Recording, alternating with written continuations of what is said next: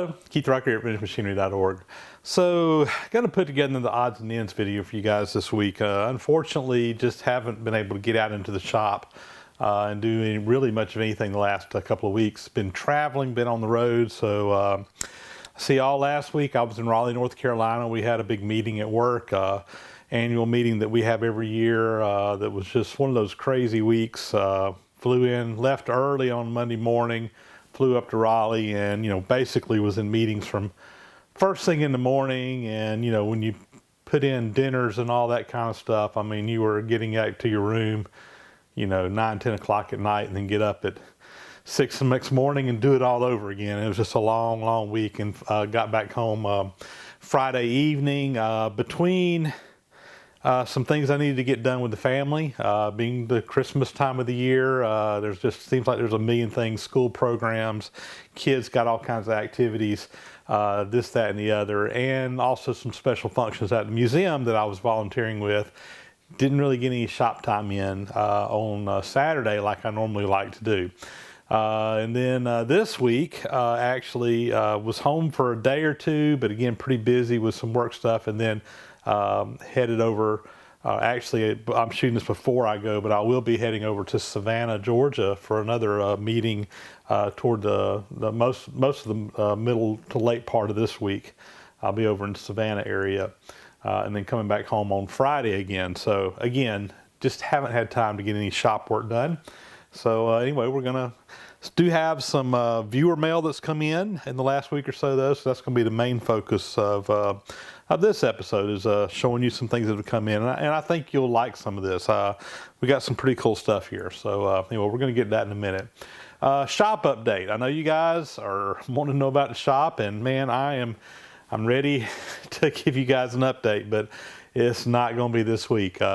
So the plan was the week after Thanksgiving, the guys were supposed to come in and start first of that week and get started on the job. Unfortunately, some other stuff came up with the contractors and I kind of got bumped down. And in their defense, before we ever started this project, they told me, they said, look, Keith says, we want to do this job for you, but there's a couple of contractors that they kind of do subcontracting for, which is a big part of what they do. And they say, when those guys call, we have to jump. And, that's our bread and butter. That's what pays the bills. And they had fully intended on coming out the week after Thanksgiving. And on Monday morning, the week after Thanksgiving, a couple of those guys called up and had some rush jobs they needed them to do, and they had to go do those. So I'm still waiting for them to get over here and get started on my shop. And at this point in time, I'm hoping they're going to be here first of next week, but we'll see. They told me they'd get with me later this week and give me an update on where they are. And they are very anxious to get started over here, and they were very apologetic, believe me. I got some good guys that are doing this, but anyway, it just didn't work out for them to get started. And again, they told me up front that this could happen, and we agreed up front that if it did happen, that that I would release them to go do that. So no sweat, but still getting kind of anxious. So hopefully we'll get going here pretty quick. So let's jump in here and show you some goodies that came in. And again, I think you guys are going to like some of these. So first item we got here, you may have already seen this, but we have definitely improved upon it. So several weeks ago, one of my viewers, Joel Havens, sent me several items, and one of them was this nice case. And when you open it up, you may remember the Machinist squares that were in here. So this case, the squares, everything was obviously user made. In fact, this stamped in here, R. Galliant, as being the person that made these. And anyways, Joel had picked these up at some point and passed them along to me. And when I got them, the squares were very nice, although they had just a tiny amount of surface rust on them. I mean, they really weren't bad. They were usable as they were. And, they look pretty good. The only complaint I had on them is that on both of these, the hypotenuse, the long side of the triangle, was just roughed out. It was never actually ground. So, you know, it really was not an angle that you could measure off of these squares. So really the only edge was the square side. And I didn't have anything to test them to see how square they actually were. I think they were probably okay, just looking at them, but not sure how accurate they actually were.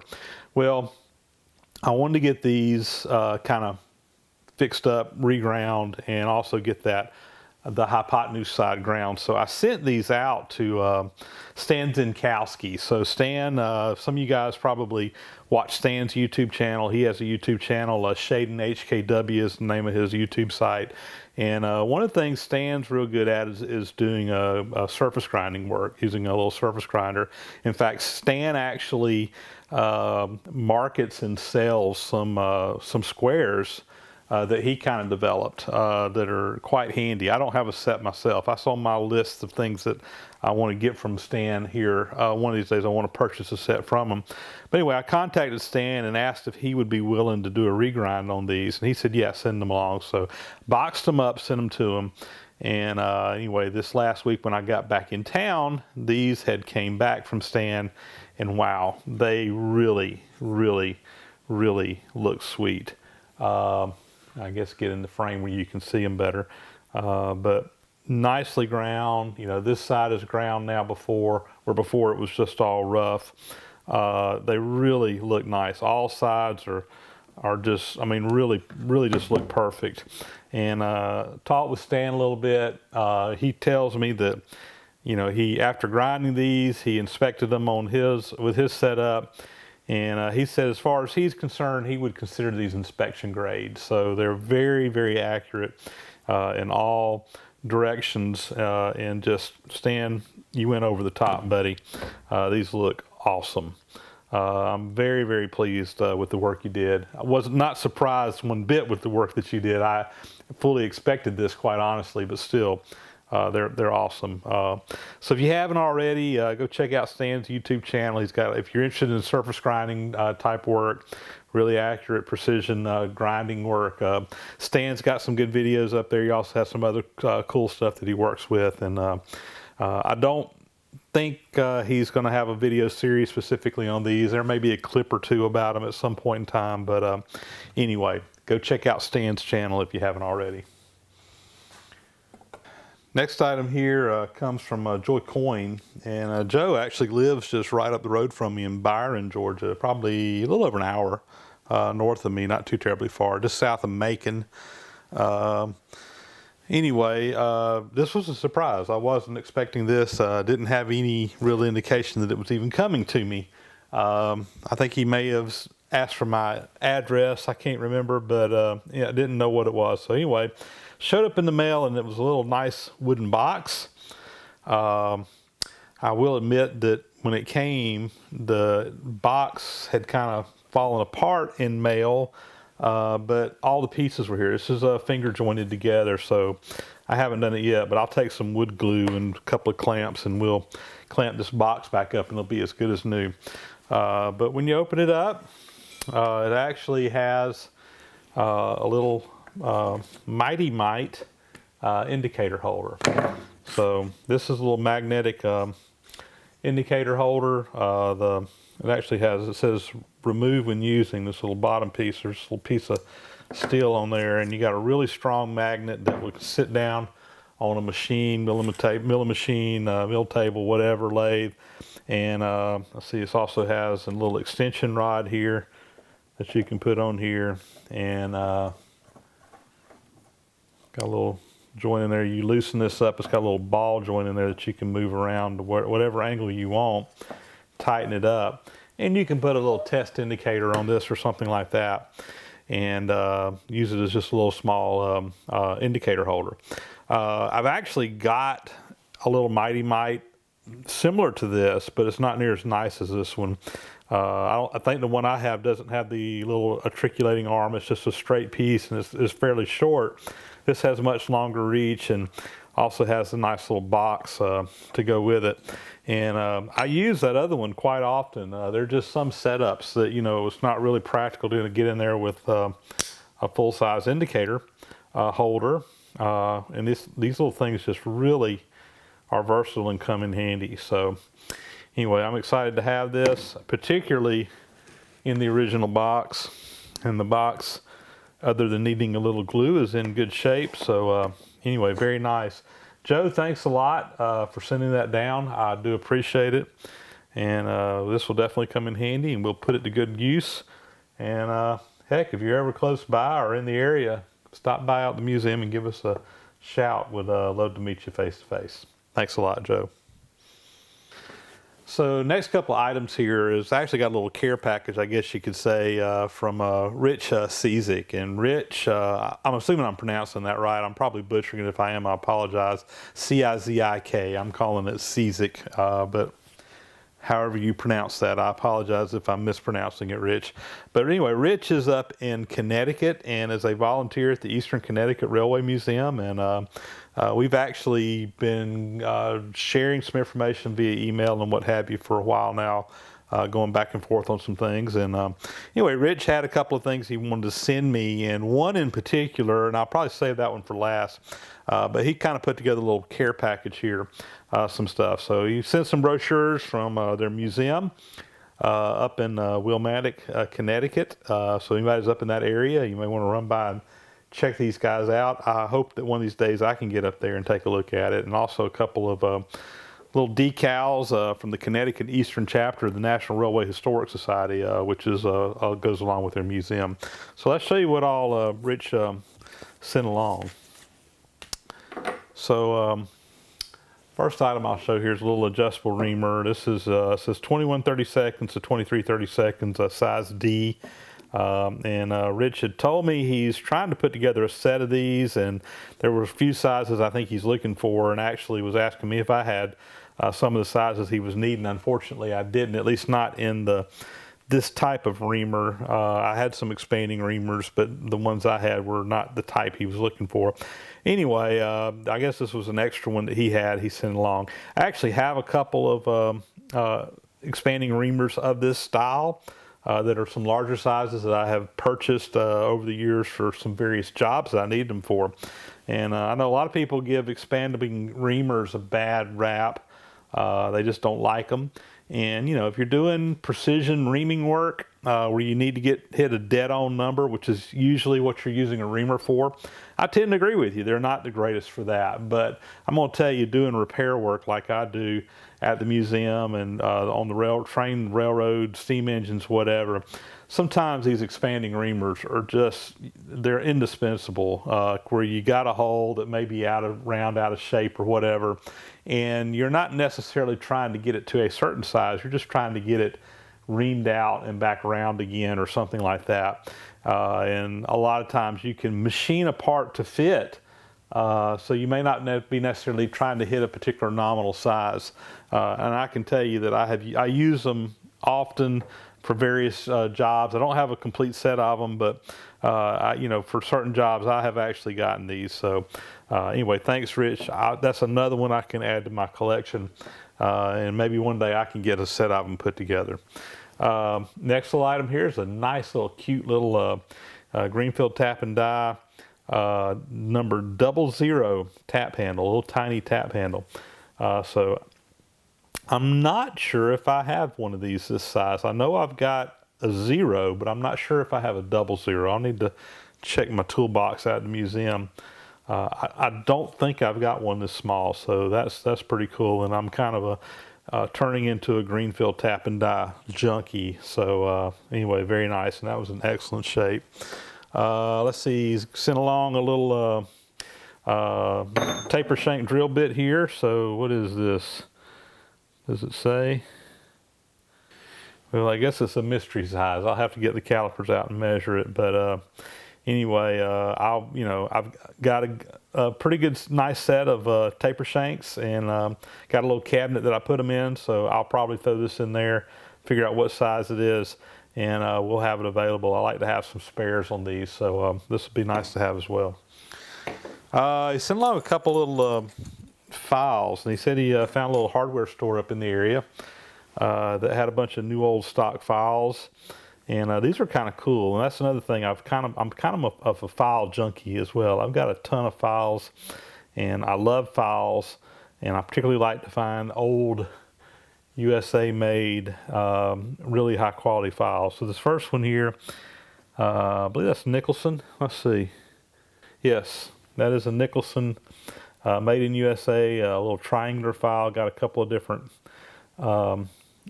grits or different cuts on there. And anyway, very nice. And then this one here, let's see if it's got a name on it. All right, so this one here is marked Kearney and Foote, USA. Not familiar with that maker, I'll be honest with you, but it looks like a very nice file. And this one's interesting because you got this little taper here or whatever, and it's got it on both sides, but the sides are safe. So if you need to get in and file something. But on this one, you got the same profile, but the faces are safe, and you got the sides that are on there. So really a handy little file.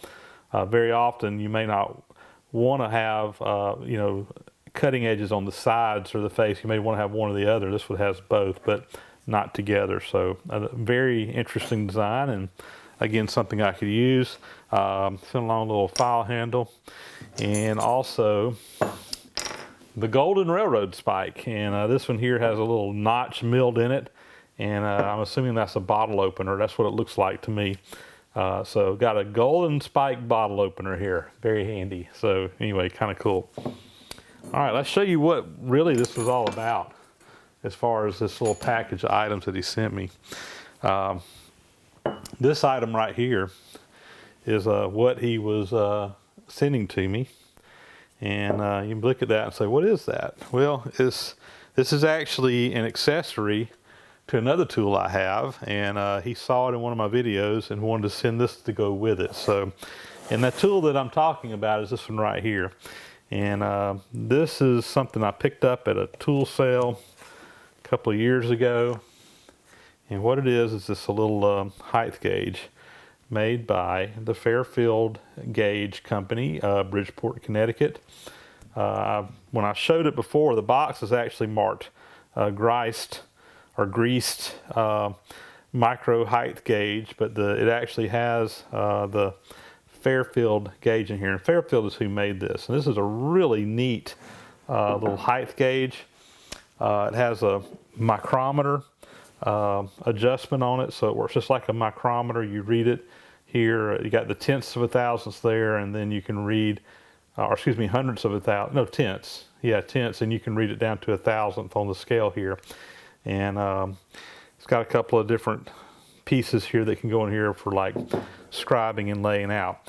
But you know, it basically has a range of 0 to 2 inches, and this is a little height adapter for it that it screws down on top of to get you a little bit more height on it. So this one right here adds 3 inches to it, and they made these little height adapters in various sizes to get you a higher range with this thing. So, you know, with this setup, you know, now I've got 0 to 2 inches, and then 3 inches to 5 inches. So I probably need to find a 1 inch one, or make a 1 inch height gauge or height adapter to go with this. And you can actually, if you have the setup, you can stack these on top of one another.